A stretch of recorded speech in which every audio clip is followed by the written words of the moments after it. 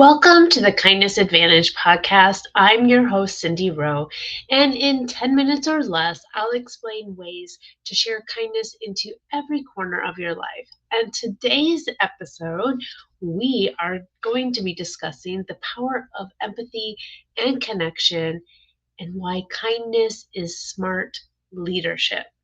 I hope you've had a great week since the last time I put out my podcast. And I'm really excited about today's episode because it is, an incredible impact that empathy, connection, and kindness have, not just in life, but in leadership.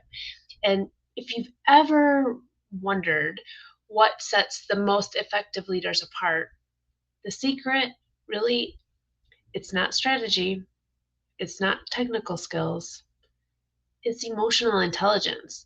And at the core of emotional intelligence is kindness. And you know, I think we've heard this term emotional intelligence a lot lately, and there's good reason for it. It needs to be an awareness of leadership. And it's not about being soft or weak or being a pushover, right? It's treating your team like humans. So let's dive into the power of empathy and connection and why kindness is one of the smartest leaderships that you can develop. And I do believe that it is something that you can learn and grow with. And it is a mindset shift. It is, and can become a core value of yours. But let's start by defining emotional intelligence, or EQ, you might have heard. But it is the ability to recognize and manage and understand your own emotions while being aware of and responding to the emotions of others.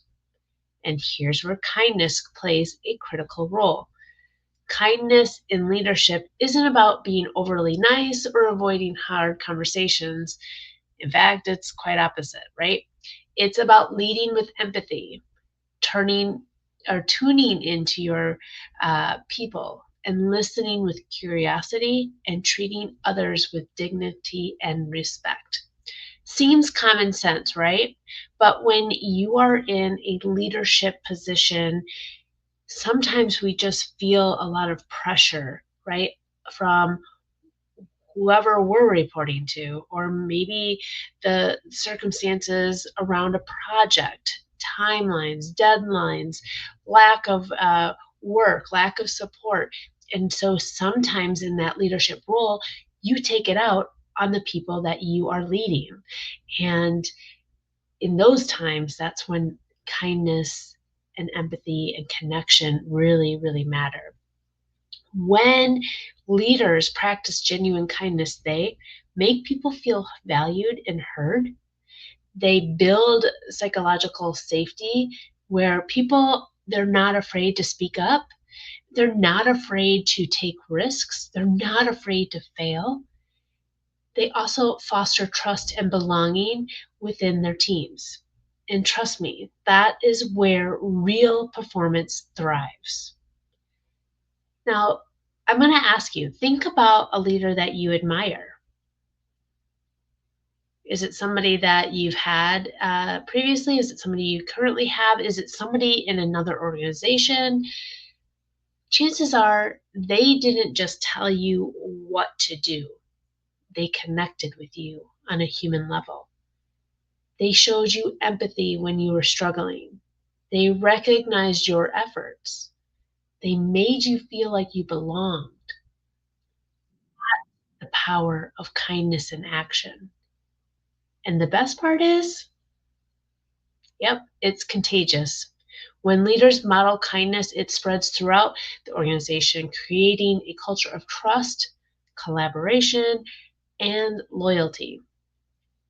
And it's backed by research, to be honest. So let's talk about data for a second. Research consistently shows that kindness and emotional intelligence are not just nice to haves, they directly impact the bottom line. And according to Gallup, Teams with high psychological safety are more engaged, more productive, perform better, and are more innovative. Sounds pretty awesome, doesn't it? And employees who feel valued and respected are 3 times more likely to stay with their organization. There's a study that was published by the Harvard Business Review that found kindness-driven cultures see higher satisfaction, lower turnover, and stronger financial performance. So it comes down to kindness actually drives results. It's not smart or soft, it's actually smart. And it is strategic. So, how can you build more empathy and connection within your leadership style?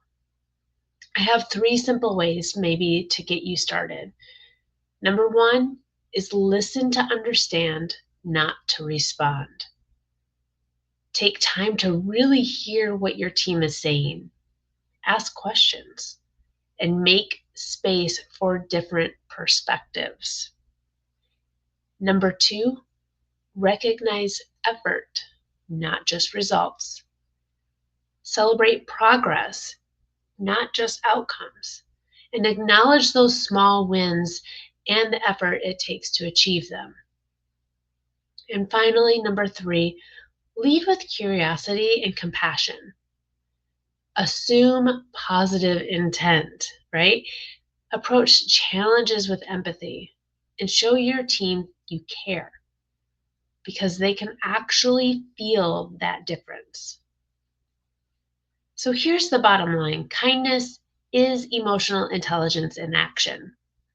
Kindness builds trust and fosters belonging. Kindness drives engagement, productivity, and success. So if you want to strengthen your leadership skills, strengthen the teams that you work with, I suggest you start with kindness. Empathy and connection aren't just feel-good qualities. They are game changers. I hope you walk away from listening to this short podcast with a different perspective on kindness in your leadership. I thank you so much for joining me at the Kindness Advantage, and I hope that you decide to inspire, to lead with empathy, connecting with your people, and build a culture where kindness fuels performance. If you took anything away from this podcast episode, I encourage you to share it with somebody. Make sure you follow along on all my socials and hit that subscribe button so you never miss an episode. I just want to remind you that kindness isn't just the right thing to do. It is the smart thing to do. And together, we create waves of change through kindness.